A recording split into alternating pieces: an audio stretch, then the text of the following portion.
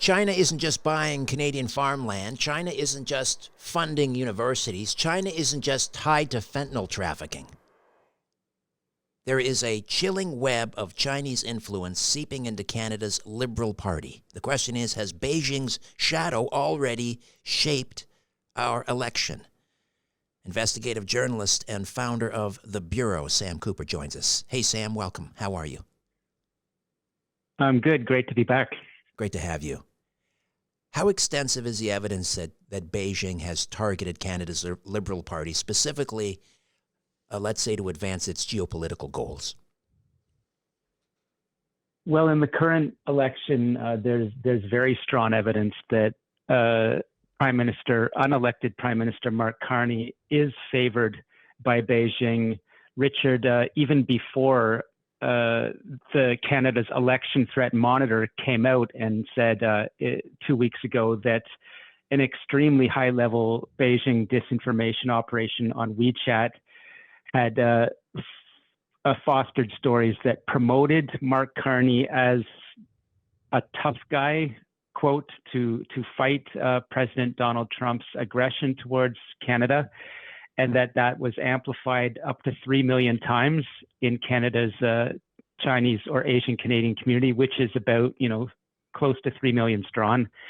I had already assessed myself that Mr. Carney was making appearances with what I knew to be through open source work, known United Front Work Department, that's Beijing Foreign Influence Community groups that are tasked and recognized officially by Beijing. Mr. Carney had appeared with a candidate in the Vancouver area, which my research strongly suggested was one of those who would have been assisted by Beijing in 2021, a liberal, because he ran against Kenny Chiu. And as you know, Kenny Chiu suggested a foreign agent registry. And this individual said that Kenny Chiu's policy would be basically racist. So I saw all the signs that Mark Carney's campaign messaging and appearances were fitting in very well with what we already knew to be Beijing's interference in Canada in recent years has been suggesting the Conservatives essentially are anti-Asian, are racist, and will be like Donald Trump. And so I could talk for a long time on how I assess that China is attempting and has been quite successful in driving a wedge between our true ally, Washington, and Canada by fostering deep trade relationships between Canada, Ottawa, and Beijing, and that started with Pierre Trudeau, and it's been very consistently in focused ways influenced successive Liberal prime ministers, especially. They're targeting everyone, including Conservative prime ministers.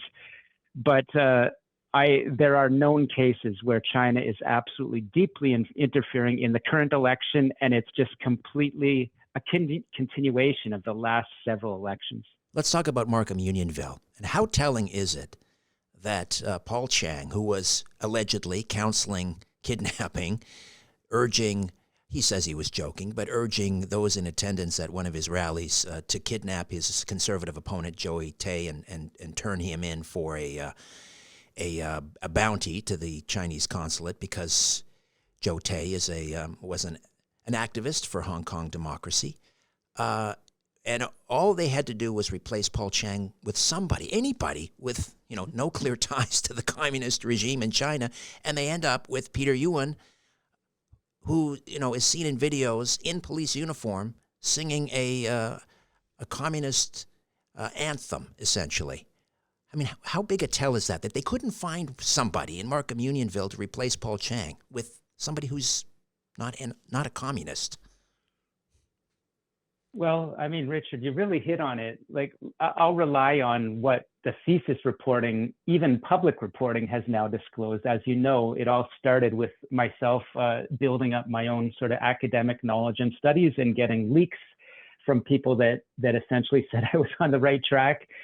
And look, let's break down Mr. Chang first. He made those comments in front of a room of Chinese Canadian journalists. And they were not a joke. As Joe Tay said, this was part of Communist Party statecraft. and tradecraft. It was not just meant to be a type of threat towards Joe Tay, who indeed I believe is living under some fear in Canada, which is just egregious in itself, because he's a strong voice for democracy. But those comments were made to select Chinese Canadian journalists. The story was published, meaning Mr. Chain's comments went out widely in the diaspora. And as Joseph Tay, himself an expert, said, those comments were meant to signal to the whole diaspora who you should vote for, and also that the Chinese Communist Party and their police station actors are watching over you. And so it's a message of chill and fear. And the point here is no one else had access to documents. I reported on a number of cases. A CSIS document said in an assessment in 2022, there's a group of about 30 to 40 Chinese journalists in Toronto that get together and decide how to report stories. There's no freedom of expression in Chinese Canadian media outlets. Unfortunately, this is what CSIS says. So there's complete editorial control, and it's exactly at that type of meeting with Mr. Chain and this select group of journalists in which a story is crafted. And it's crafted, I'm now relying on the example of the case that illustrates the intelligence I'd already read.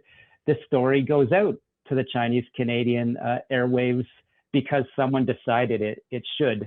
So that's the Chain case. I agree with those groups that said this was egregious. It may even, merit criminal investigation warrants. It was an example of interference. And yes, so moving on to our next former police officer, who again worked in a diversity and inclusion sort of capacity for the Toronto Police Force. And I, and as you know, the Globe and Mail as well, after myself, detailed how Mr. Peter Yuen can be found at these meetings in the Toronto area with so-called community leaders or community groups that are directly tied to Beijing's foreign influence arm, the United Front Work Department. And Richard, the United Front is the network of networks at the center of this story of a number of candidates in Toronto in 2019 that I broke that were allegedly involved in a clandestine interference network. And so evidence shows that Mr. Yuen is at those same meetings with those same networks. He's chosen by Mark Carney, and we could discuss the reasons at length, but what is key for people to grasp this is, how is it okay if Mr. Yuen is showing up at meetings with individuals from the Chinese Freemasons group in Toronto that have known RCMP organized crime suspects in the crowd, and yet we have a Toronto police officer, breaking bread with them, so to speak. And they will make the argument that this is part of the community liaison role. Look, in intelligence, and intelligent journalists need to use their heads and say, well, could it be a sort of operation that officers working in those roles are being sucked into something a lot more nefarious than community outreach? So to sum up my answer, Mr. Carney selecting this candidate, perhaps he's not really the one selecting the candidate. Perhaps there's a deeper network surrounding Mr. Carney. And I would suggest it's very likely, just as there was one surrounding Mr. Trudeau, that's very important to election fundraising and to suggestions of what candidates or nominees should be placed within the government or the party. Then the question, I guess, is how many other Paul Changs and Peter Yuens are running for the Liberal Party this election cycle across this country? Any idea?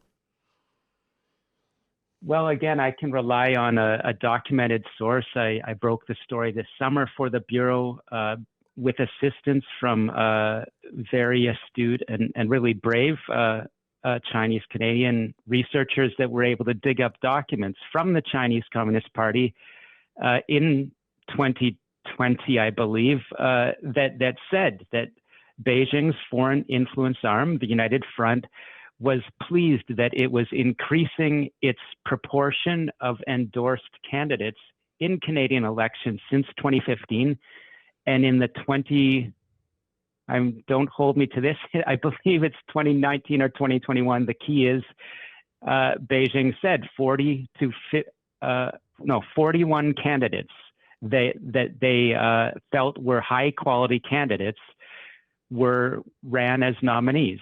And so that figure of 41 in recent elections is, a good estimate that 40 to 50, perhaps even more candidates that Beijing is happy with could be running in the present federal election. And let me stress, I believe the highest proportion will be with the Liberal Party, but there will also certainly be candidates with the other parties because Beijing does favor the Liberals. That's beyond any doubt based on the intelligence I've now seen.